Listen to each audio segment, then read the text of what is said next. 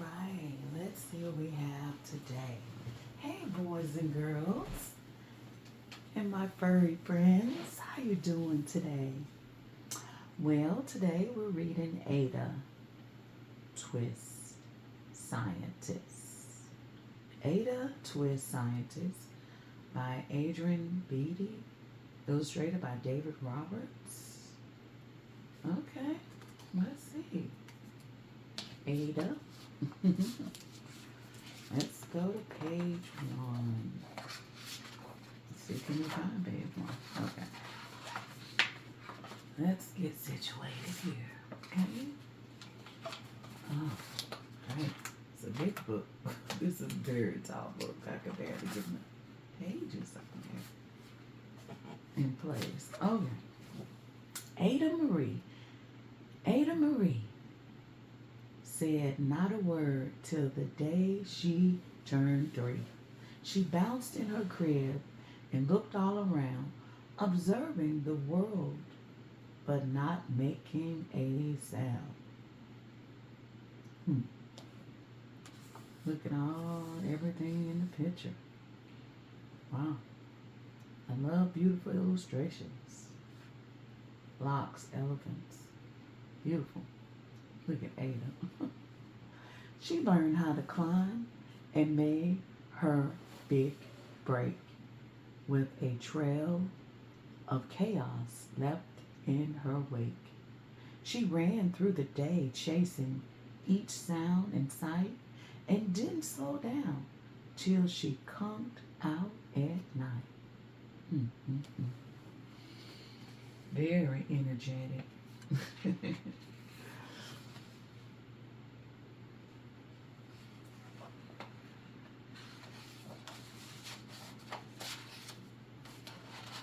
Let's see.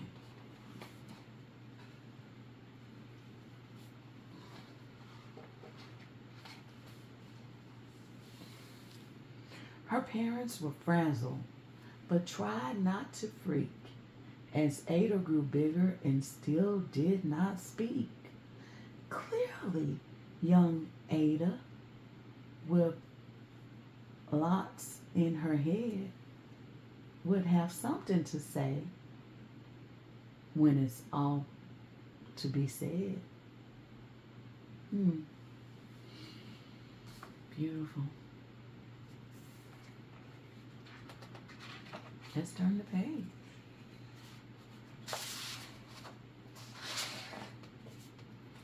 That's just what happened when Ada turned 3.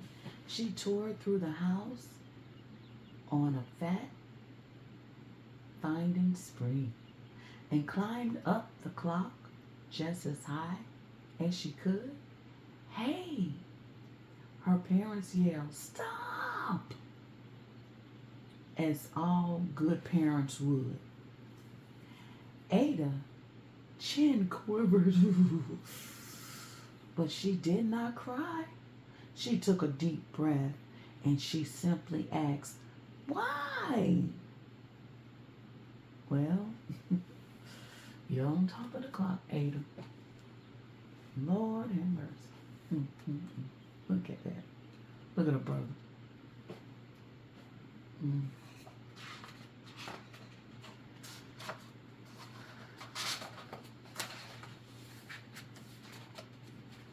Why does it tick? Why does it talk? Why don't we call it granddaughter clock? Why are there pointed things stuck to a rose? Why are there hairs up inside your nose? She's very curious already.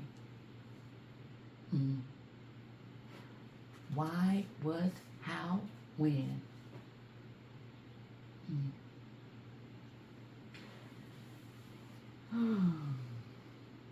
She started with why, and then what, how, and when. By bedtime, she came back to why once again. She drifted to sleep as her dazed parents smiled at the curious thoughts of their curious child. who wanted to know what the world was about. They kissed her and whispered, "You'll figure it out."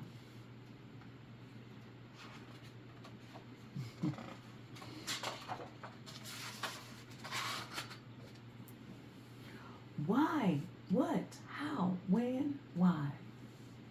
Her parents kept up with their high flying kid. What does it do? What is it for? Will it be the same? What if? Why? Will it? When will it? When? What? How can it? I find out. Why does it? How? How does it? Can I? Why? How soon is now?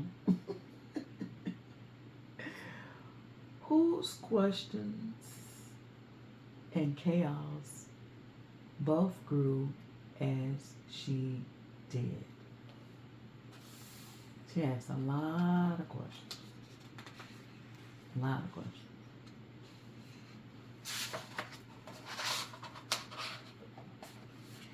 Even Miss Greer found her hands were quite full when young Ada's chaos wreaked havoc at school. But this much was clear about Miss Ada Twist. She had all the traits of a great scientist. Oh, wow, look at that. Soda bottles or something? Interesting. Let's turn the page.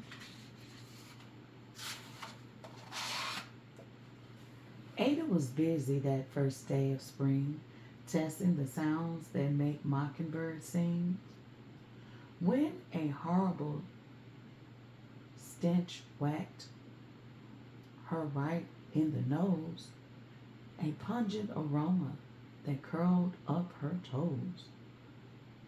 "Zoe," said Ada, which got her to thinking, "what is the source of that terrible stinking? How does a nose know there's something to smell? How does it still stink if there's no nose to tell?" She rattled off questions and tapped on her chin. She'd start at the start when she ought to begin, where she ought to begin. A mystery, a riddle, a puzzle, a quest. This was the moment that Ada loved best.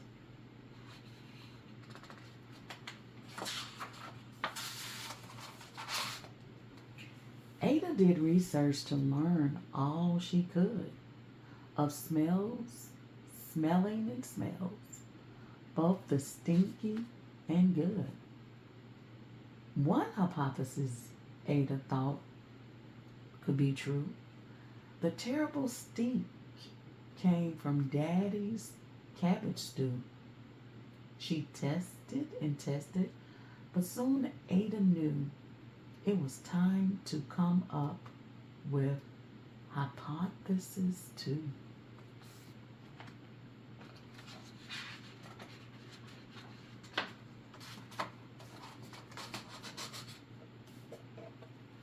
Then Zoe, the stink, struck again, just like that.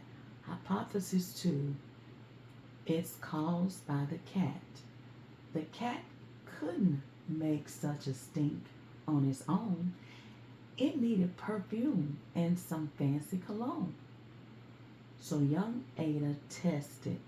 The test was a flop. She started again, but her parents yelled, "Stop! What are you doing?" Oh.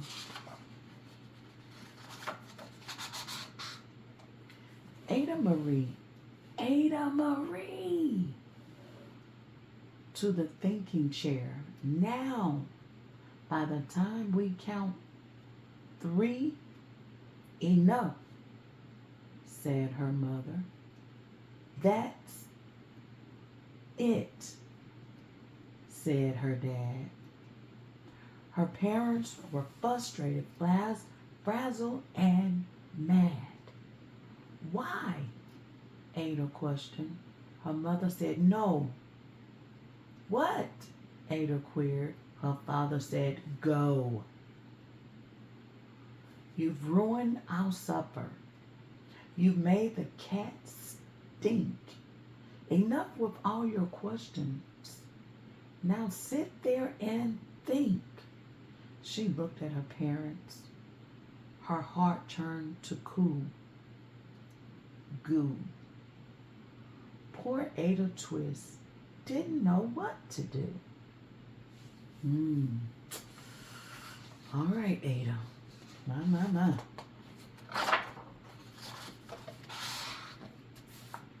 She sat all alone by herself in the hall, and Ada once more could say nothing at all.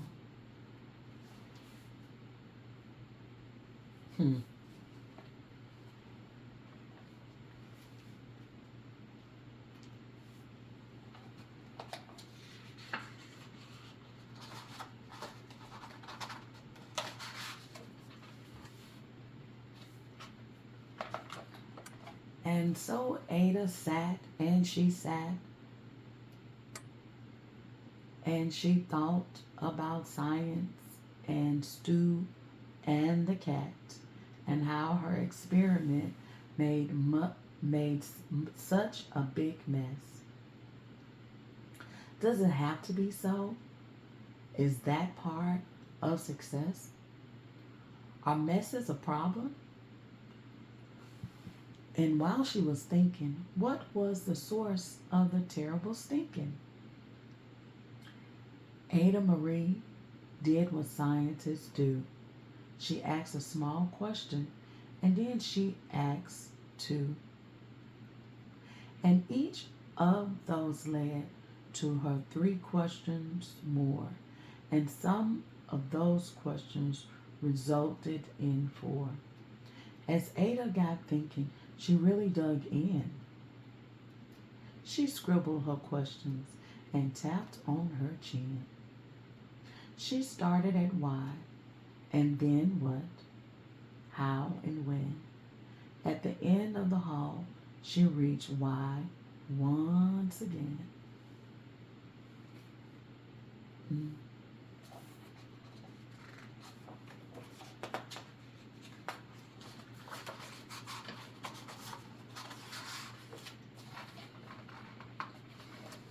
Her parents were calmed down. Her parents calmed down and they came back to talk. They looked at the hallway and just had to gawk. No patch or bare paint could be seen on the wall. The thinking chair now was the great thinking wall. They watched the young daughter and sighed as they did. What would they do with this curious kid who wanted to know what the world was about? They smiled and whispered, "We'll figure it out."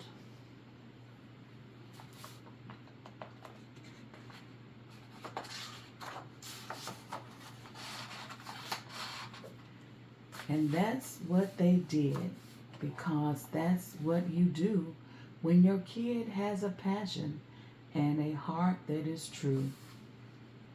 They remade their world. Now they are all in the act of helping young Ada sort fictions from fact.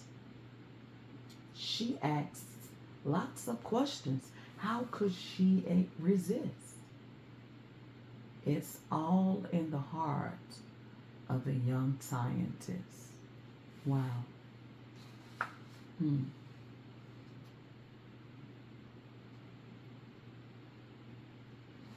The art of science. as if, well, do we need the moon? Oh my goodness. It's interesting.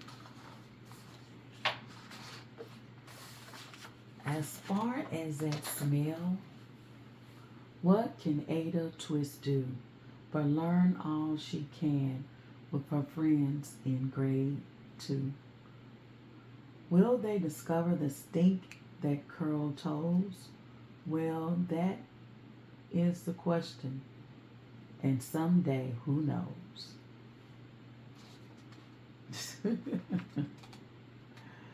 Oh, the end. Wow. Very good. Very good. The title of that book was Ada Twist, Scientist. Okay. Well, boys and girls, that was a very good book. Did you like it? Well, good. All right. Well, thank you for listening. You enjoy your night.